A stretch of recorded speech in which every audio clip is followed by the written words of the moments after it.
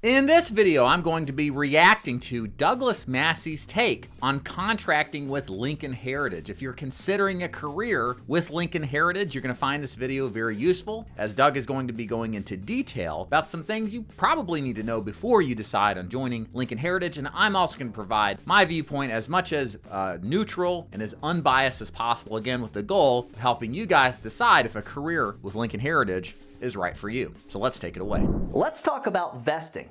Did you know that you'll need to be with Lincoln for 2 full years before you're fully vested? Yeah, so let's talk about this for a minute. So what is vesting? Vesting is the term used in the insurance business that describes who owns your book of business. So what is your book of business? Well, that's the policies you write. And typically in the final expense arena, there is the commission you make on the front end, the commission you make on the back end in the first year, typically as earned commission after you get through the advance period, which is usually 6 to 9 months with most carriers, and then the residual renewal commission that happens usually years 2 through 10. And what Doug is describing here is that when you join Lincoln Heritage, in most cases, I can't say or confirm this is true for every single Lincoln Heritage organization, but you're likely going to run into a situation where you don't have full vesting and ownership of your book of business for 2 years. So what are the consequences of this? Let's talk about that for a moment. Well, if you leave the company or are fired, now maybe for cause or not for cause, you'll have to read the contract to see for sure. I'm not sure. You do run the risk of losing what money you would have paid or gotten paid if you continued to work with Lincoln Heritage. So why do they do this? Well, my first reaction, knowing a good bit about Lincoln Heritage, is that this is the cost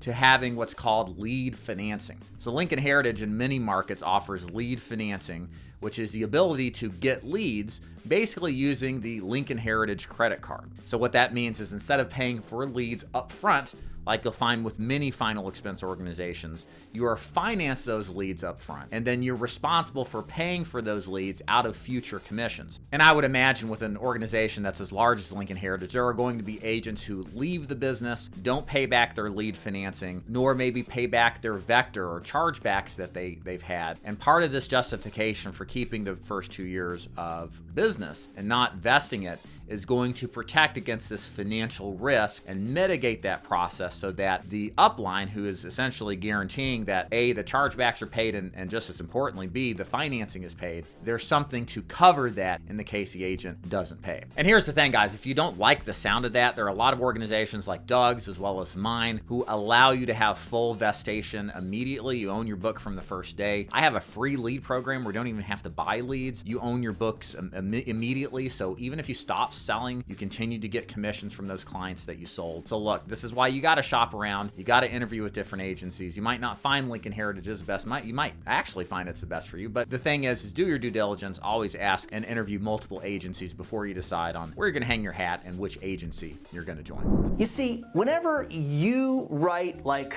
a graded or a modified, policy with Lincoln, they're going to cut your commission just like all the other carriers, so nothing special about there. Matter of fact, I will say the one thing, I don't think that Lincoln actually starts their agents at 100% first-year commissions on their level product.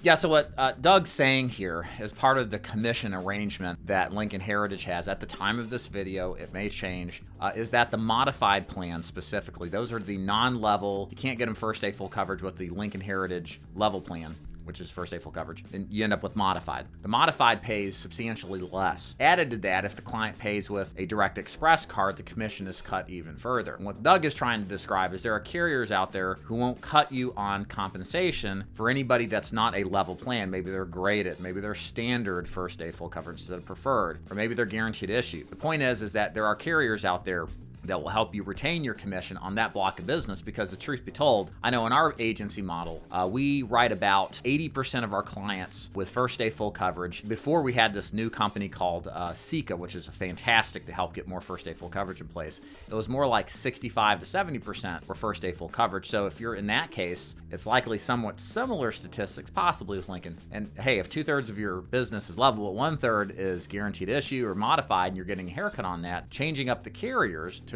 increase your commission possibly may pay you more, and that's the point Doug is making. Since Lincoln Heritage is primarily, I want to say, a face-to-face company, if you want to avoid all the driving back and forth and all the door knocking and all the going into bad neighborhoods, which means putting yourself in potential danger, you'll need to sell final expense over the phone.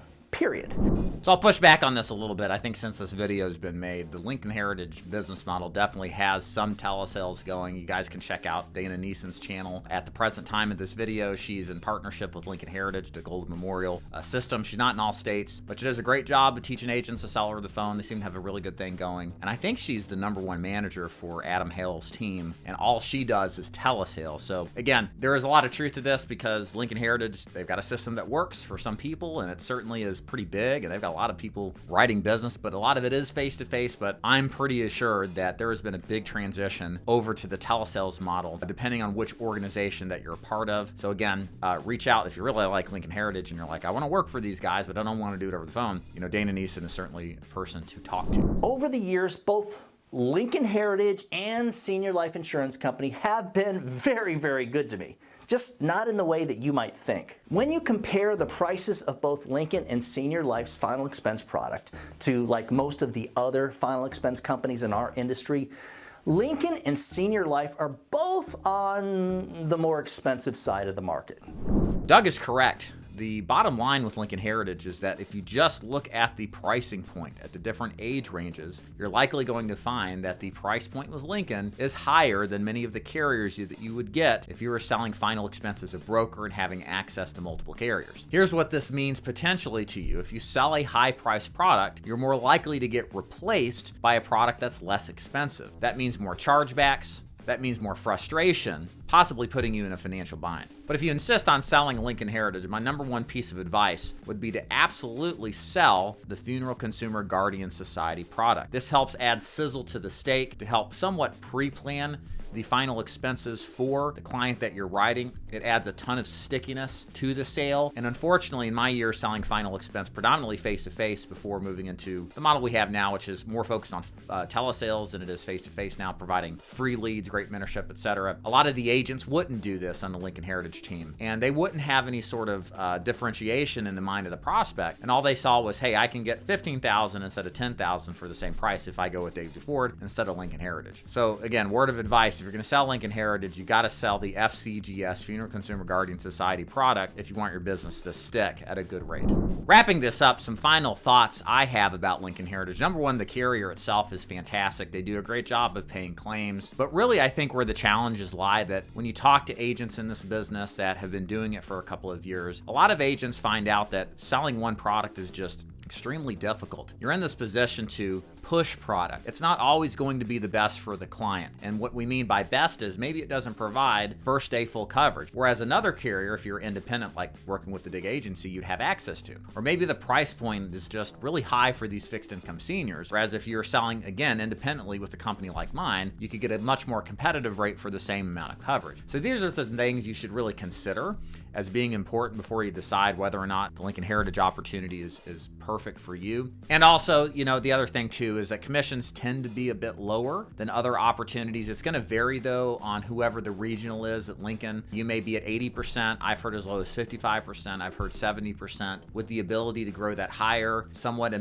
dependent upon you building a team. And again, just understand what you're getting into. It could be a good fit if you really want to have some sort of ability to get lead financing. But like I said, there's companies like mine that provide free leads. It's not lead financing. You don't go into debt, and you get a better commission rate in many cases. So keep all of this in mind as you decide on what's good for you. Again, the key thing here is whatever you do, you can join my agency, you can join any of it. Please do your due diligence. Make sure the match is right for you. 90% to 95% of new agents in their first year fail out of this business. And a large reason why that's the case is that they just don't do their research, and they're in a position where one thing was promised and it's not what they thought it was, and then they get out of the business with a chip on their shoulder, understandably, when if they found and did their due diligence, the best place to work, they might have some staying power to make good money, build a career, build an agency, and really have, I think, a piece of the best business model to be in. I've been in it since 2011. It's been nothing but a blessing for me. It was definitely hard the first couple of years, but it's absolutely been worth it, and I want more of you guys out there